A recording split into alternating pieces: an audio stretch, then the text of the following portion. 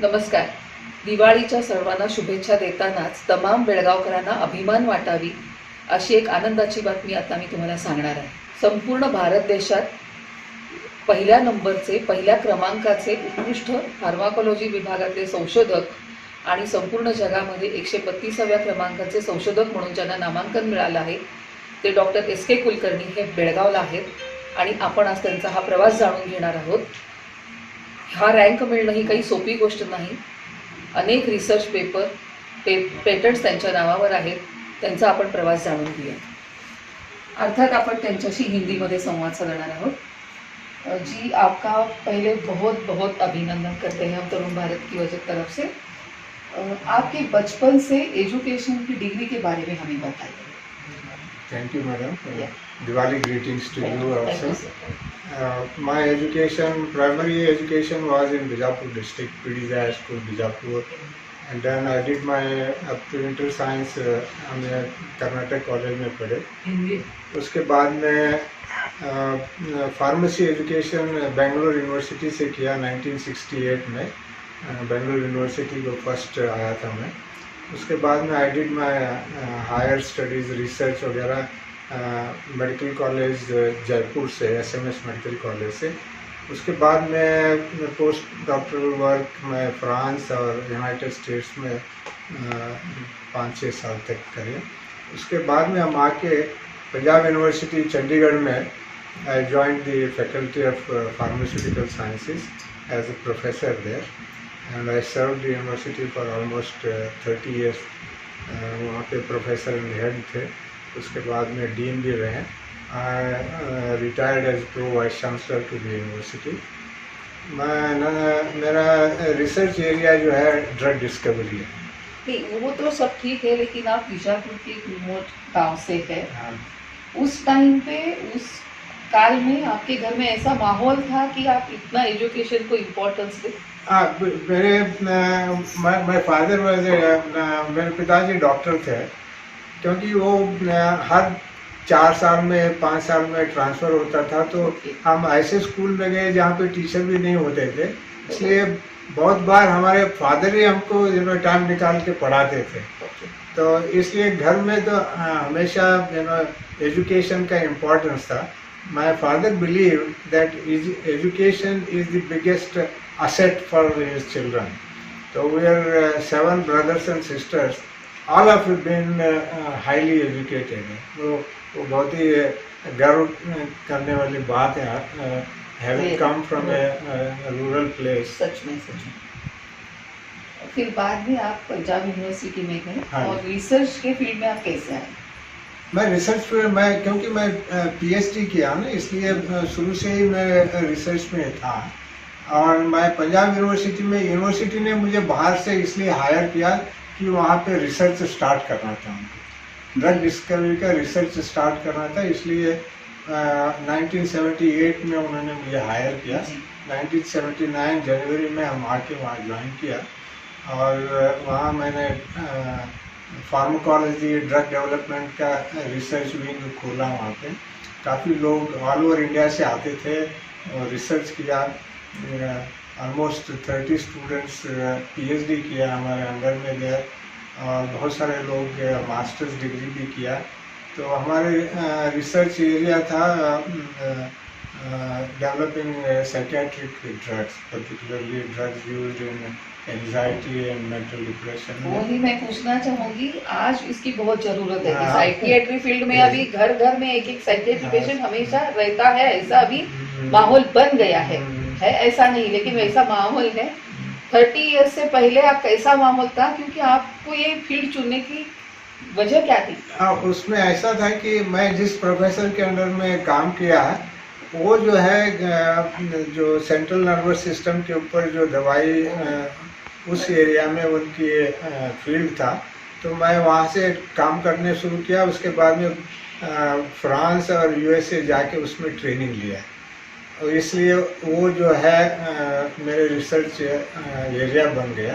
तो आप सही बात कर रहे हैं कि 30 साल पहले एंग्जाइटी डिप्रेशन इंडिया में था इट वाज अनहर्ड था.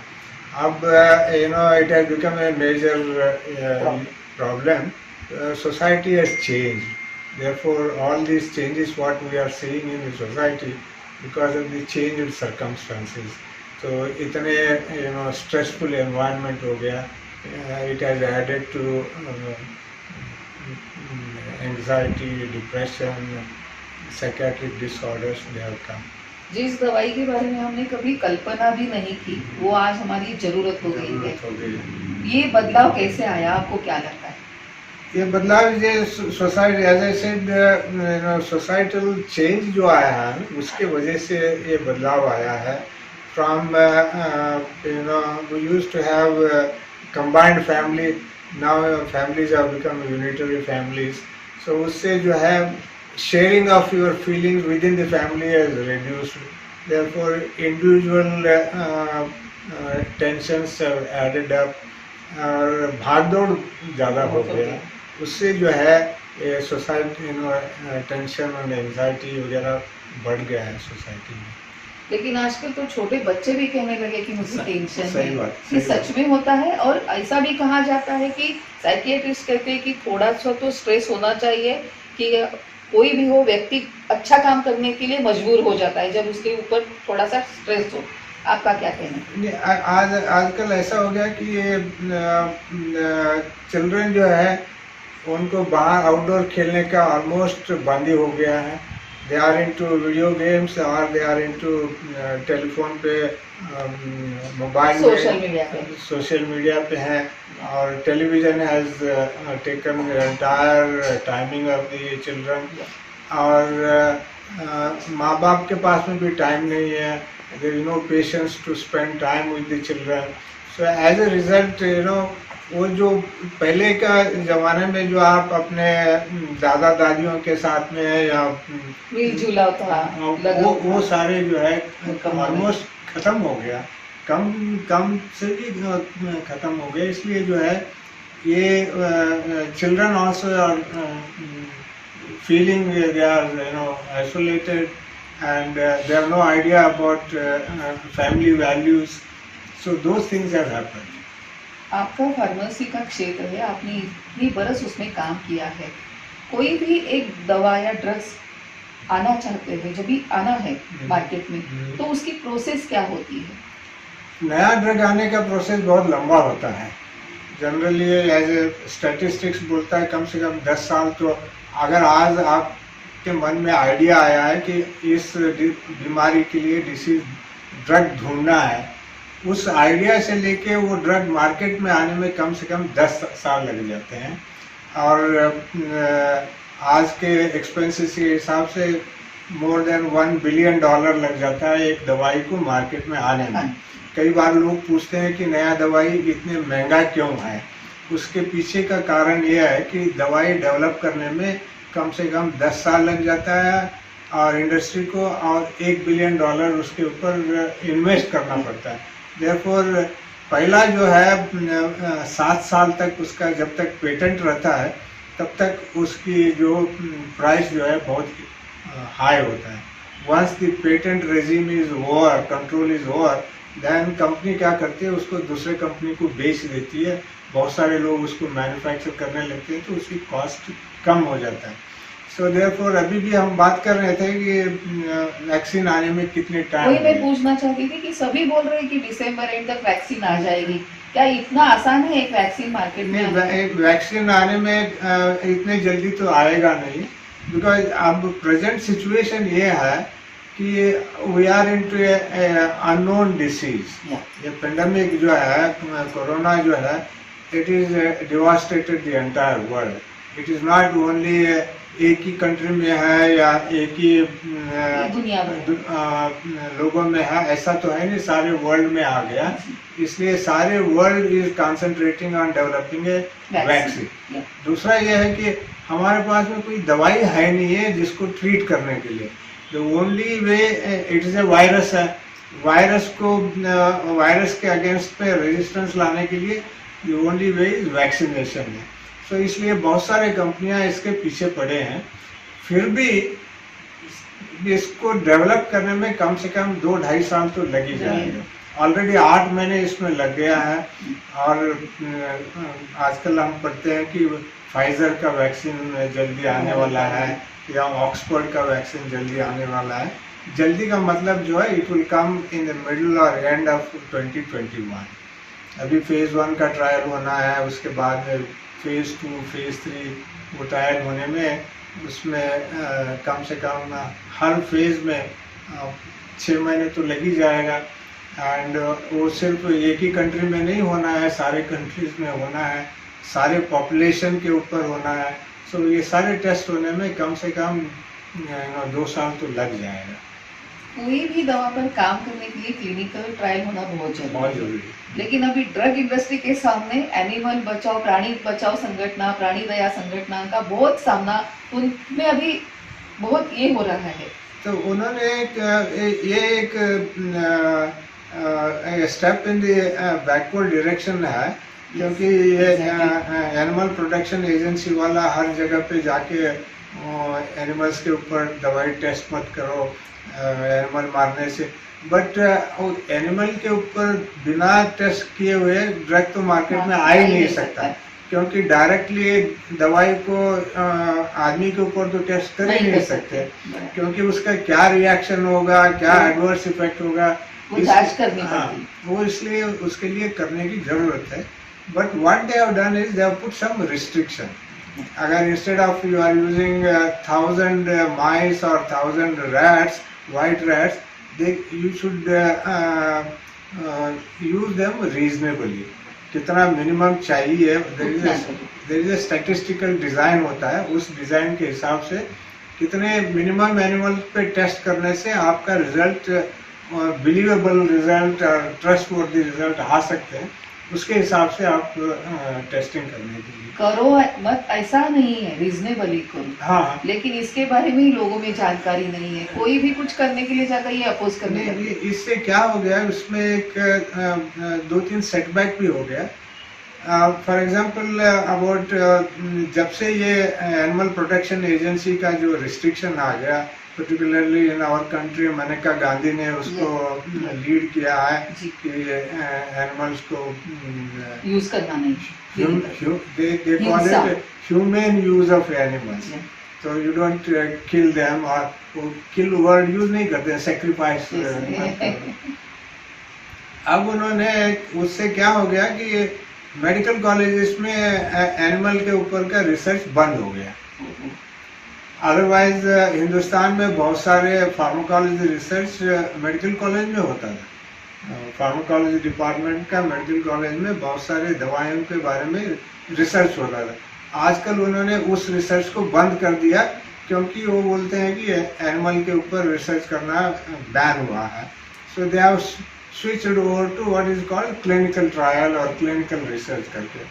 बट क्लिनिकल रिसर्च के लिए तो आप देख ही रहे हैं कि एक क्लिनिकल वैक्सीन का टेस्ट करने के लिए कितना वो है, वो तो हर मेडिकल कॉलेज में तो हो ही नहीं सकता। तो that has caused a lot of medical college में रिसर्च बंद हुआ, इसका मतलब हम एक स्टेप पीछे जा रहे हैं। हाँ, उसमें बिल्कुल एक स्टेप पीछे ही जा रहे हैं। अभी जो आपको रैंकिंग मिला है, हाँ जी। उसकी पूरी प्रोसीजर क्या थी, उसके बारे में जानते हैं। ये रैंकिंग जो है स्टैनफोर्ड यूनिवर्सिटी जो कैलिफोर्निया में है, वहाँ के एक रिसर्च ग्रुप ने 100,000 साइंटिस्ट का रिसर्च वर्क को रिव्यू किया। उन्होंने 100,000 मीन्स 1 लाख साइंटिस्ट का रिसर्च वर्क को रिव्यू किया in 176 different disciplines, from science to technology to medical sciences. And उन्होंने एक there research is based on the worth of papers, research papers published by each individual scientist. और उसको जो है how to value a research paper, it is called citation index. आपका research paper को कितने लोग फॉलो करते हैं, उसको कितने लोग साइट करते हैं, उसके हिसाब, उसके based on that they have worked out one calculation, mathematical calculation of giving a value to a particular research paper. Similarly, research journals are also valued.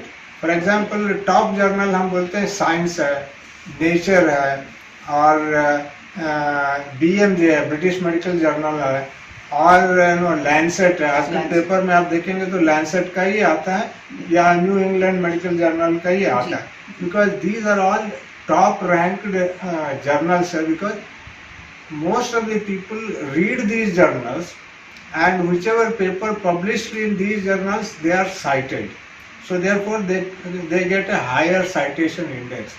A paper published in Nature London or a paper published in Lancet will have a bigger value than paper published in any Indian journal. Yes.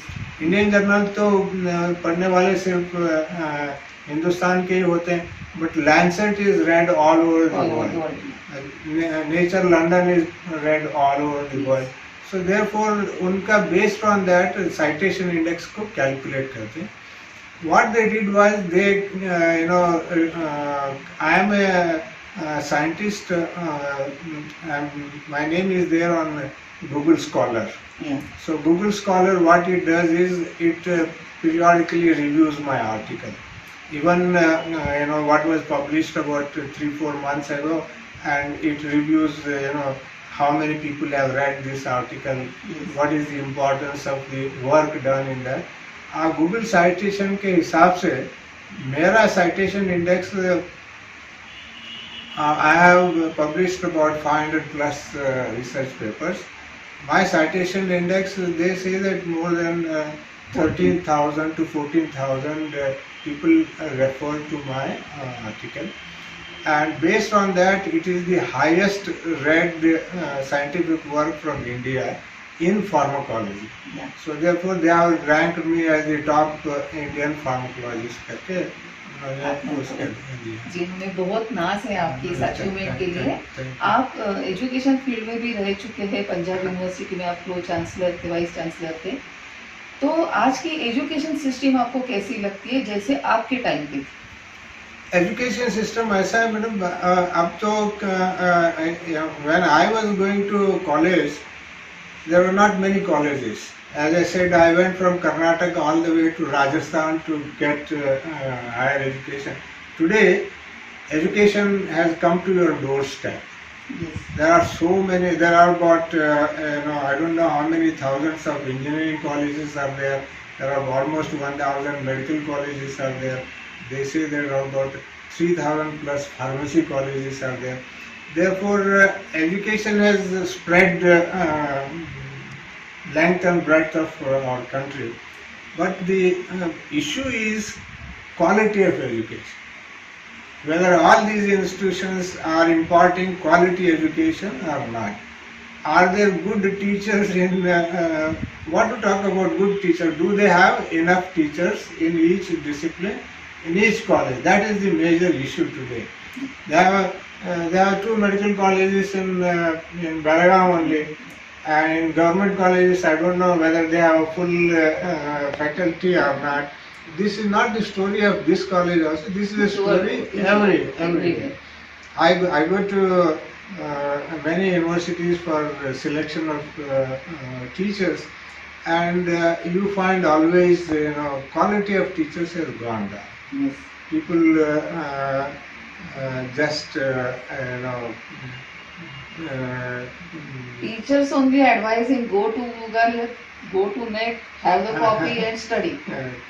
That is unfortunately cut and paste, and depending on the net only, that has become a major problem. And now with the pandemic, all universities are closed. Everybody is online education, but online education there are so many issues. Every day we read in the paper, children are not, there is a fatigue Their mental phenomenon. disorder is improving now.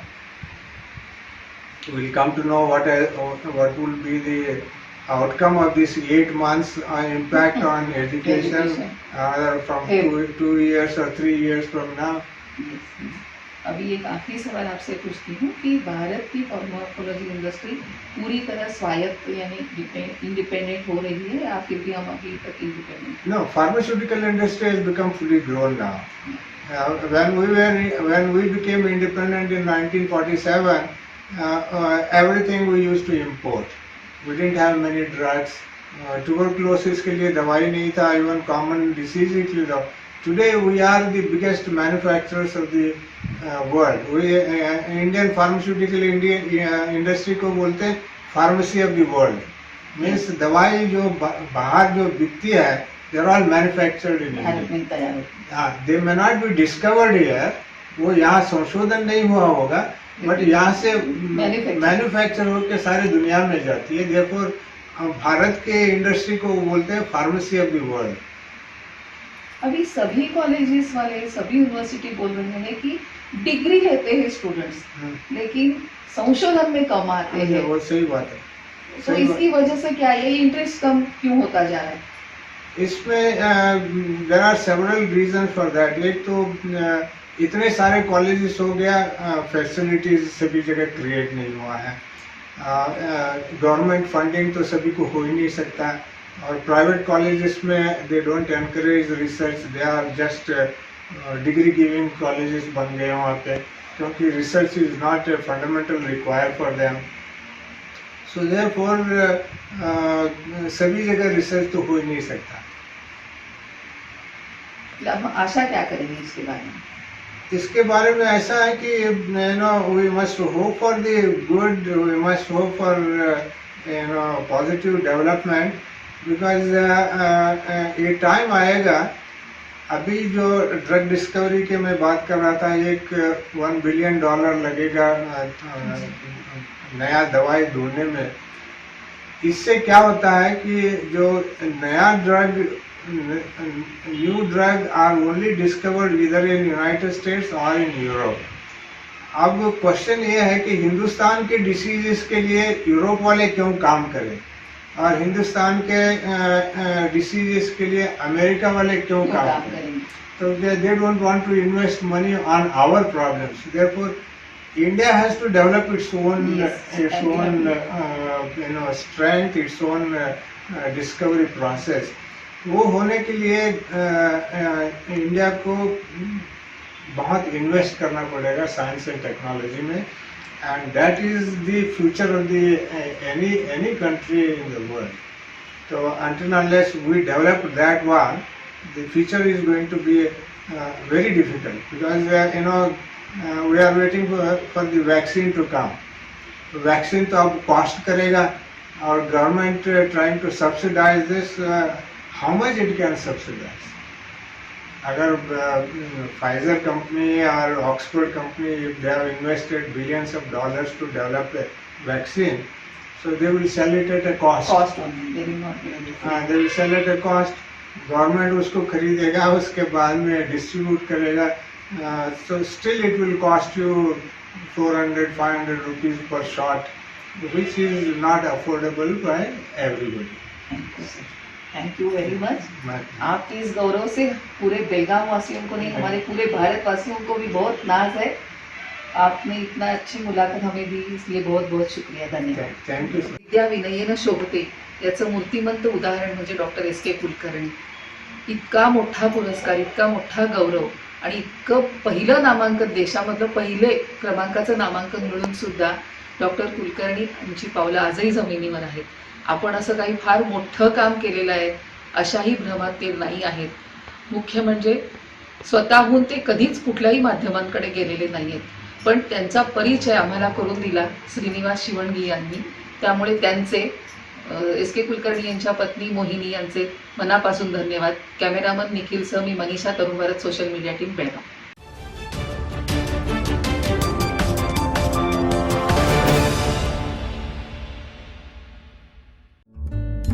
Subscribe करा Tarun Bharat news चॅनलला आणि ताज्या घडामोडी सर्वात आधी जाणून घेण्यासाठी bell आयकॉनवर क्लिक करा.